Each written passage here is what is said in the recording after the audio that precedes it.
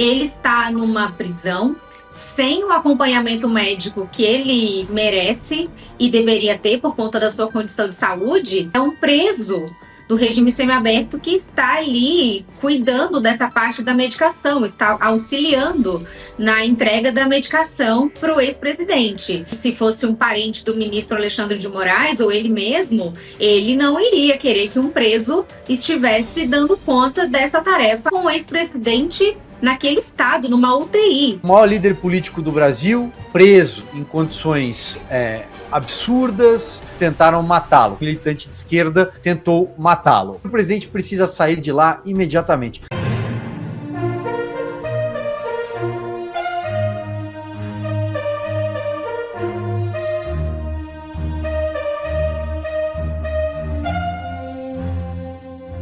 Lula realiza exames e se prepara para a cirurgia em poucas horas. É isso mesmo. O petista Lula passou por exames médicos como uma etapa preparatória para uma cirurgia de catarata no olho esquerdo. A intervenção está prevista para amanhã desta sexta-feira na capital federal. Segundo a equipe médica, trata-se de um procedimento de baixa complexidade. Mesmo após realizar exames, Lula manteve sua agenda oficial ao longo do dia, de acordo com informações do Planalto.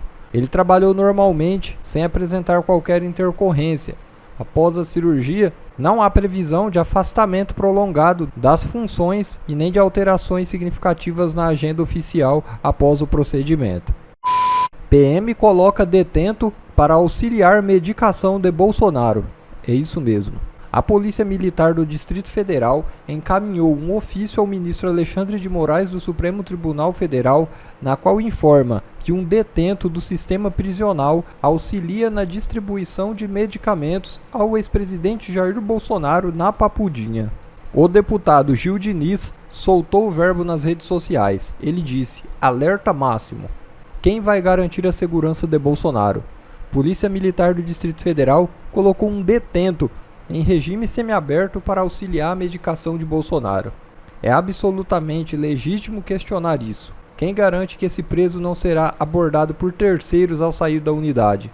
Quem vai assegurar que ele não será coagido, pressionado ou incentivado a trocar medicamentos, adulterar doses ou mesmo envenenar Bolsonaro? A segurança e a integridade de um paciente com um histórico médico grave não pode depender da boa vontade de um interno ou de um esquema improvisado. A PM do DF precisa explicar publicamente e com detalhes quais protocolos de segurança, acompanhamento e fiscalização estão sendo adotados. Não se trata de paranoia, mas de preocupação legítima com a vida de um cidadão que está sob custódia do Estado. Isso fica para nós, assim, refletirmos que uma injustiça, ela nunca é uma coisa só. Ela não tem apenas um impacto. Vejam, houve toda a privação da liberdade do ex-presidente por conta de um processo injusto. Ele está numa prisão sem o acompanhamento médico que ele merece e deveria ter por conta da sua condição de saúde, e isso nós podemos afirmar por conta até do que você trouxe agora no início do programa, de que é um preso do regime semiaberto que está ali cuidando dessa parte da medicação, está auxiliando na entrega da medicação para o ex-presidente. Eu imagino que se fosse um parente do ministro Alexandre de Moraes ou ele mesmo, ele não iria querer que um preso estivesse dando conta dessa tarefa, ainda que eventualmente. Lembrando também toda essa atuação do ministro no caso do ex-presidente, eu estava me recordando hoje de quando o ex-presidente foi intimado, foi citado na UTI. E mesmo assim, o ministro Alexandre de Moraes mandou que o oficial de justiça cumprisse a sua tarefa, ainda com o ex-presidente naquele estado, numa UTI.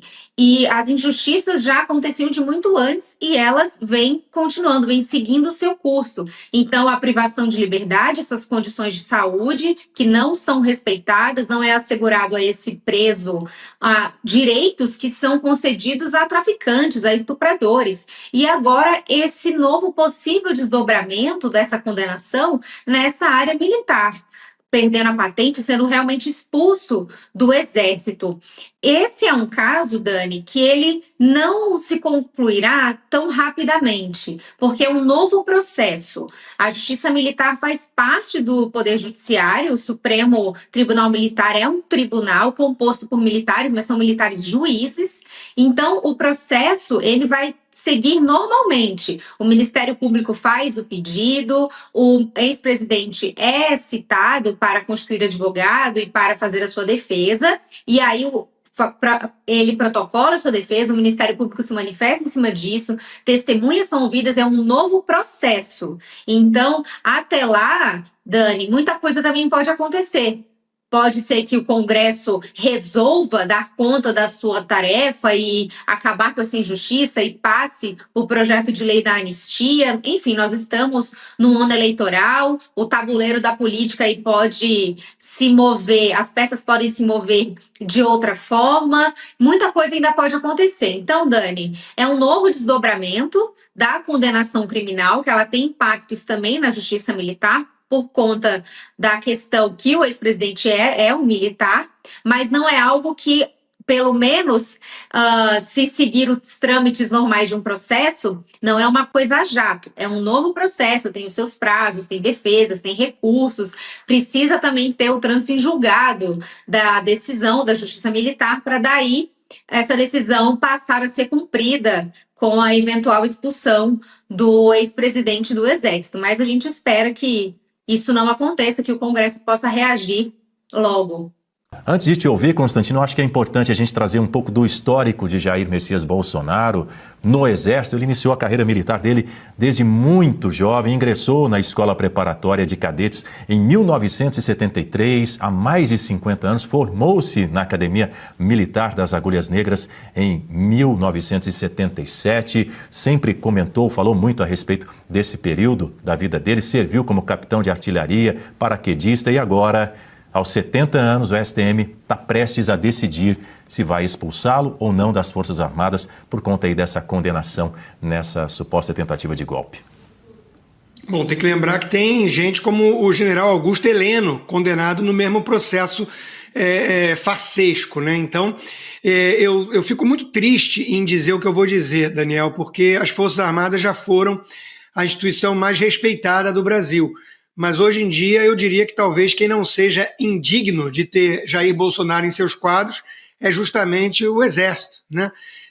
Eu falo isso com tristeza porque eu sei que as bases possuem muita gente séria ainda, comprometida com o país, patriota, mas a cúpula talvez tenha sido cooptada por comunistas corruptos ligados ao Foro de São Paulo, gente que estende tapete vermelho para Nicolás Maduro, um narcoditador hoje preso em julgamento nos Estados Unidos, obrigando esses generais a prestar continência para alguém desse naipe, né? Então, de novo, a postura das Forças Armadas tem, nos últimos anos, manchado bastante sua imagem perante a população brasileira.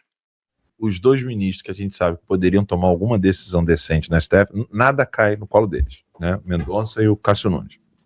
Tecnicamente falando, quem caindo poderia assumir as decisões para poder, por exemplo, colocar o Bolsonaro numa domiciliar? O Moraes mesmo? Não, porque o Mendonça vive falando assim, eu não posso meter o dedo nisso aqui porque eu não sou desse inquérito. Não, exatamente. Como o Bolsonaro está preso pela condenação na farsa da ação do golpe. O relator é o Alexandre Moraes e o juízo é a primeira turma. O André Mendonça não está na primeira turma, muito menos o Cássio. Uhum. Então, quem determina e decide sobre a execução penal nessa questão, se em que presídio vai estar ali, eles nunca se meteram nesse tipo de coisa. É porque é o presidente Bolsonaro, para perseguir o presidente Bolsonaro. Mas é a primeira turma. Sim. E é o Alexandre de Moraes. Então não tem que fazer contra essas decisões de lei de execução penal. Mas a prisão humanitária, domiciliar humanitária, já é um precedente consolidado no STF, inclusive. Se a pessoa atende aqueles requisitos, e no caso, mais de 70 anos, um idoso, com problemas de saúde, com laudo médico, e que a instituição onde ele está sendo preso, qualquer prisioneiro, não tem a capacidade de oferecer os cuidados de saúde adequados. É lógico que o presidente Bolsonaro atende a esses requisitos. E aí, de ofício, por qualquer petição ou de ofício, Alan, respondendo a tua pergunta, poderiam dar uma canetada sim. Então isso é interessante. Eles poderiam, de ofício, dar uma canetada sim. Qual seria o problema? O problema é que invadiria a seara de outro ministro. Um ministro abusador de direitos humanos dessa maneira, você fazer o que é certo, você não poderia? Poderia sim. Sim, exatamente. Rapidinho, explica essa parte de novo, desculpa. Mas é para o pessoal até fazer corte, explicar, divulgar e mandar para todos os amigos, conhecidos, que não é bem assim, cara. Não tem nada para fazer. Você já viu, quantos ministros você já viu que nem funcionavam nos autos, não estavam preventos na causa, não é relator, e dão decisões atropelando juízos de primeira instância, outros juízes de segunda instância, desembargadores. Há um acordo no STF que um juiz não passa por cima da decisão de outro. Mas se tem um ministro relator do STF cometendo essas atrocidades, por que você não pode ter a coragem de dar uma canetada de ofício para uma decisão de uma prisão domiciliar humanitária? Essa é a questão. É quantas É possível. atribuições e quantas jurisdições eles atropelaram. E coloca para plenário depois, decide e joga para plenário para decidir. Exatamente. É isso que teria que fazer. Exatamente. Agora, voltando naquela questão dos ministros que estão na boca, isso é uma causa inédita, né? Eu não estou querendo criar esperança de ninguém, não sei, mas essa já está sendo a discussão no Congresso e no Executivo, que querem botar o Messias, o Pacheco. Esses ministros têm que tomar um freio na cabeça deles. A gente está apontando essas ilegalidades há quanto tempo? Então está tudo em cima do Toffoli. Agora eu vou contar uma coisa para vocês aqui, Alan. Você lembra que o Ibanez Rocha foi afastado do governo do Distrito Federal quando? Lá no 8 de janeiro, não foi? Foi. Quando é que ele foi reabilitado pelo Alexandre de Moraes? Em fevereiro de 2025. Opa, Quando foi o acordo do DF, do BRB do DF, com o Banco Master. com o banco em março de 2025? Tá porra. Então você acha que o Alexandre de Moraes estava fazendo o quê com aquele contrato de 129 milhões? Não estava fazendo esses lobbies ilícitos? Tentando ajeitar tudo para livrar o Worcaro dessas ilicitudes? Você acha que ele estava ganhando 129 milhões por que tipo de ação? Para entrar no quê? Exatamente para usar o seu poder da sua cadeira para interferir no Distrito Federal, no Judiciário, na Polícia Federal, no Banco Central, em todas essas instituições. Vai ter que se explicar porque o BRB, de repente, estava sendo fraudado com títulos e consignados e fundos de investimento pelo Banco Master, sendo fraudado sem liquidez. O Banco Master, eu vou comprar agora o Banco Master. E logo em seguida que ele foi liberado para voltar a ser, porque ele estava suspenso como governador. Ele tinha sido afastado do governo do Distrito Federal. Ele foi colocado de volta. No mês seguinte, o Banco do Distrito Federal faz o acordo para comprar o. Cara, no mesmo dia. No mês seguinte. Mês seguinte. Foi o seguinte, né? Que loucura, né? Brincadeira. Não, gente, realmente a data bate, né? Eu tô vendo aqui, a data realmente bate. Que loucura. É aquele tipo de coisa que quando você olha assim no Brasil acontecendo, tô vendo que a data bate mesmo. É aquele tipo de coisa que quando acontece no Brasil você fala assim, nem fudendo não tem acordo. Juridicamente todo mundo vai dizer assim, não, são só coincidências, são só datas ali que estão batendo. Não, no Brasil não dá não, cara. Não dá. Que loucura, cara. Mais uma das... Como é que tu falou? É coincidência demais? Que a gente falou de manhã? Coincidência. Essa é boa. Coincidência demais nunca é coincidência, né? É. Silvio, como que você avalia o encontro do Tarcísio aqui também? Como que você avalia também a postura dele depois com o Carlos? Olha, Emilinho, eu acho que nesse momento, né, nós estamos no dia 29 de janeiro e o governador de São Paulo, que é candidato à reeleição, como ele mesmo já disse, visita o maior líder político do Brasil, preso em condições absurdas, preso sem... Vamos lembrar aqui, Emily, me permita, que não há sequer a isonomia em relação a um ex-presidente com mais de 70 anos preso hoje no Brasil. Não há sequer essa igualdade, porque Fernando Collor de Mello está preso em Alagoas, nas condições que sabemos, cercado de familiares, porque ele disse, a sua defesa argumentou sofrer de Parkinson, transtorno bipolar e apneia de sono. Nós sabemos o quadro de saúde, o quadro clínico do presidente Jair Bolsonaro, que passou por uma sequência de cirurgias, algumas até agora, na virada do ano, desde o fatídico 6 de setembro de 2018, quando tentaram matá-lo, quando um militante de esquerda do PSOL tentou matá-lo. Pois bem, então, o primeiro ponto é lembrar do estado de saúde do presidente Jair Bolsonaro. E aí Tarcísio de Freitas vai visitá-lo na condição de candidato à reeleição ao governo de São Paulo. Este presidente da República já indicou como candidato à presidência o Flávio Bolsonaro. Eu acho que, a partir de agora, quem ainda alimenta ou alimentar algum tipo de cisânia dentro do espectro político da direita, se o Flávio Bolsonaro deveria ou não deveria ser candidato, porque o Tarcísio deve ser candidato, deixa isso para o Kassab.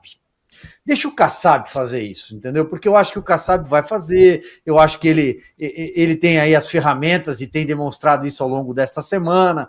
Não vou entrar em outra pauta aqui, tá? Mas eu acho que o país deve seguir esse rumo. Nós temos vários elementos para citar. A marcha já lembrada aqui. Então, partindo deste princípio, o que eu extraio da fala do governador Tarcísio de Freitas?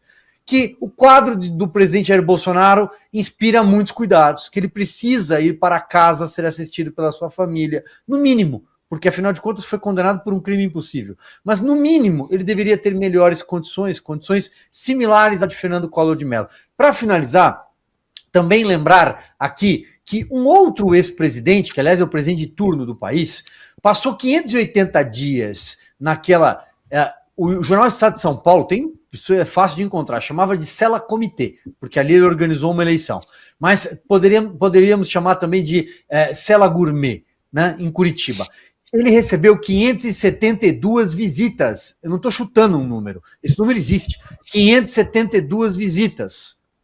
Ele recebeu familiares, advogados, filiados ao PT, fez campanha e se gabou de dizer que organizou a campanha de 2018 na medida do possível ali em Curitiba e arranjou uma namorada e hoje custa muito caro como primeira-dama. Mas fato é que tinha um tratamento completamente diferente. Ele ficou tão próximo dos carcereiros, olha o Paulão aí. O Paulão está trabalhando em Brasília. O Paulão foi levado a Brasília quando ele voltou à presidência da República. Foi ele que disse isso no Paraná, num discurso do ano passado.